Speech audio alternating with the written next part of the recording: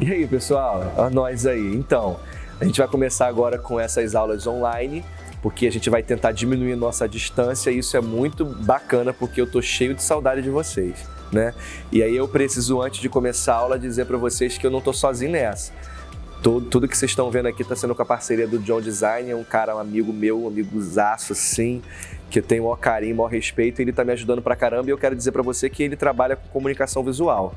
Então, se você tem empresa, seus pais, enfim, alguém que você conheça nesse momento aí de quarentena que tá bombando essa prática de fazer tudo virtualmente, conta com ele. Aqui embaixo vai ter o link da sua página no Instagram, nas redes sociais. Vocês entrem em contato com eles aí, vocês vão ter aí uma nova cara na empresa, enfim, naquilo que vocês precisam ter uma mudança aí em relação à comunicação visual. É o melhor que nós temos, tá, gente? Acredita no que eu tô falando. Valeu? Vamos para a aula?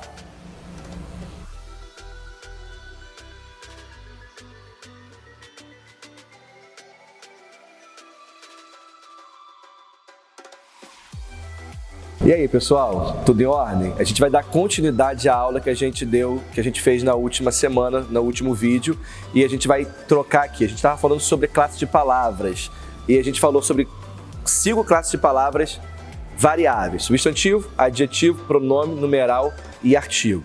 Tá certo? Isso foi revisão do que eu já tinha feito em sala de aula com vocês. Então a gente vai agora entrar no conteúdo novo, que são os verbos, os temíveis verbos.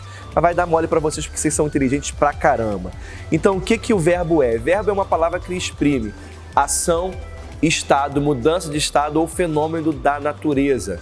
É isso que os verbos transmitem pra gente, tá certo? E aí a gente tem, eles são variáveis e bem variáveis, diferente das outras que variam em gênero, grau, número. Eles variam muito, eles variam em pessoa, tempo, número, varia em modo, varia em voz. Então eles têm 5 variações diferentes dos verbos.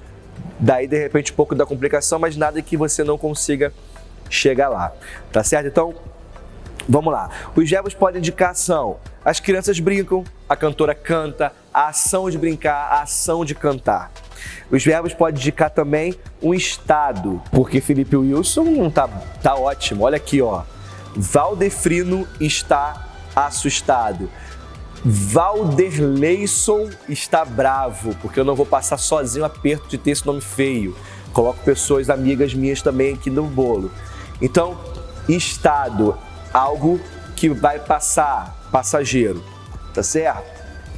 E fenômeno da natureza. Relampejou e choveu a tarde toda, nevou, ventou, amanheceu. Tudo isso são verbos que determinam fenômenos da natureza, tá certo? Então, gente, olha só essas frases aqui. Ele entregou seus amigos, a mulher entregará a carta amanhã, como estavam velhos, anoitecer ainda cedo. O verbo, ele é variável e ele pode exprimir algum acontecimento representado no tempo, ou seja, ele vai variar no tempo.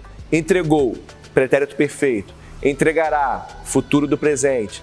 Estavam, pretérito imperfeito, e acontecera, pretérito mais que perfeito. Então ele pode variar no tempo, futuro ou passado, ou também no presente. Conjugação dos verbos, isso é mole. Há 3 conjugações do verbo, que ele vai variar pela terminação do verbo, pela desinência. Então veja bem, todos os verbos terminados em ar ficam na primeira conjugação. Cantar, brincar, sonhar, primeira conjugação.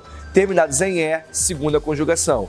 Vender, querer, temer, escrever. Terceira conjugação, terminados em ir. Partir, dormir, sorrir, enfim. O verbo por, terminado em OR, ele entra na segunda conjugação porque há muito tempo atrás ele era usado como poer.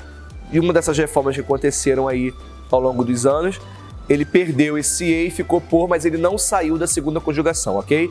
Então, o verbo por é o único verbo que termina com OR e ele está ele e as suas derivações, compor, depor, repor, tá certo? Todos eles entram aqui na segunda conjugação.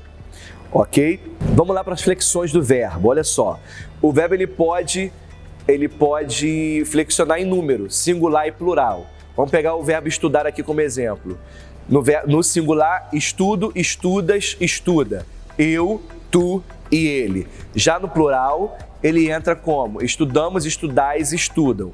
Nós, vós e eles. Então, no singular, eu, tu, ele. No plural, nós, vós e eles. Tá certo? Ele pode variar em pessoa. Olha aqui. A primeira pessoa é sempre quem fala, eu. A segunda pessoa é sempre com quem eu falo, tu.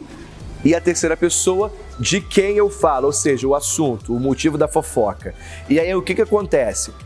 No plural acontece a mesma coisa. O eu, primeira pessoa do singular, quando vai para o plural, nós. O tu vai para o plural, vós. O ele e ela para o plural, eles e elas. Sem crise até aí, graças a Deus. Então, continuando, pode ser flexionado também em modo. Eu tenho 3 modos verbais: indicativo, imperativo e subjuntivo. O modo indicativo vai exprimir certeza. Aquele fato acontece, aconteceu ou vai acontecer. Fato. Ok? Ele pode, no imperativo, exprimir uma ordem. Pode exprimir um desejo. Ele vai meio que determinar um pedido. E o subjuntivo, ele vai dar uma hipótese, uma sugestão ou vai gerar uma dúvida. Tá certo? É algo duvidoso. Então, são os 3 modos que o verbo pode ser apresentado a vocês. E eu tenho a flexão de tempo. A flexão de tempo ela é bem grandinha, vamos lá com calma. Porque para cada modo tem uma flexão de tempo diferente. Então, o tempo que indica em que momento aquela situação aconteceu. O presente, em tese, o fato ocorre no momento em que se fala. Estou dando aula. Presente. Ok? Aí eu tenho o pretérito, que é o passado, que é o que aconteceu atrás, passou, e o futuro é o que vem depois. Agora, no modo indicativo, como é que funciona isso? Olha só. Presente, acontece agora, fato. Pretérito, perfeito, é uma ação terminada, acabada há pouco tempo e isolada no passado. Ele aconteceu uma vez só. Por exemplo, olha só. Eu comi a sopa. Pronto, uma vez só. Eu comi a sopa, acabou. Ok? Pretérito perfeito.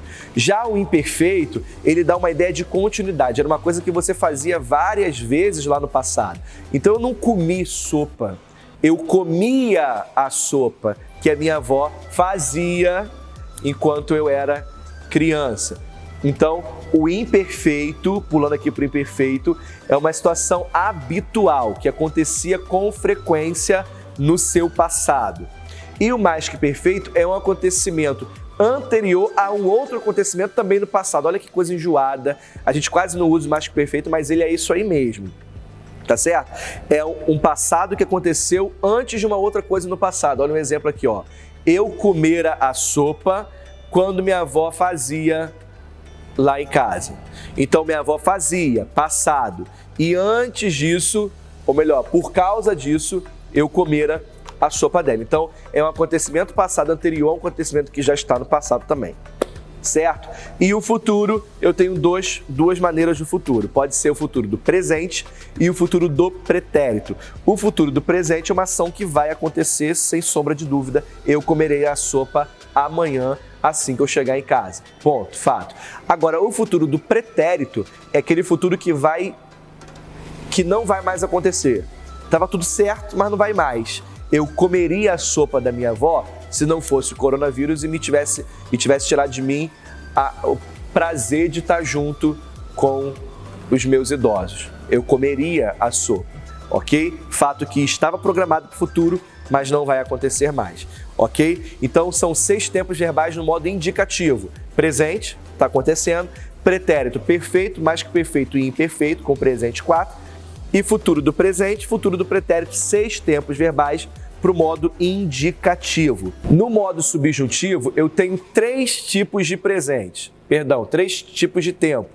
Eu tenho o presente, o pretérito e o futuro. O pretérito vai ser... A gente vai ter uma diquinha aqui que é mole para vocês. Olha aqui. Usa sempre o que, na maioria das vezes. Usa o que antes para o presente, o se para o passado e o quando para o futuro. Ok? E aí eu tenho, por exemplo, que você estude para a prova. Presente. Se você estudasse para a prova, passado. Quando você estudar para a prova, você vai tirar uma melhor nota. Então, que, se e quando, tá certo? Que para presente, se para passado, quando para o futuro, ok? E no imperativo eu só tenho o presente, então a cadeia vai diminuindo. O modo indicativo, 6 tempos verbais. O modo subjuntivo, 3 tempos verbais. E o imperativo, só o presente, porque quando eu tenho que fazer um pedido, quando eu tenho que dar uma ordem, quando eu tenho que exprimir um desejo, tem que ser agora para agora. Ok, gente? Fechado então? Entendidos? Então, para a próxima aula, a gente vai continuar com as palavras invariáveis, tá certo? Um beijo no coração de vocês, espero que esse tempo esteja acabando logo, porque, sinceramente, por mais que vocês me deixem de cabelos brancos, eu quero estar perto de vocês sempre. Beijão, fiquem com Deus, um abraço.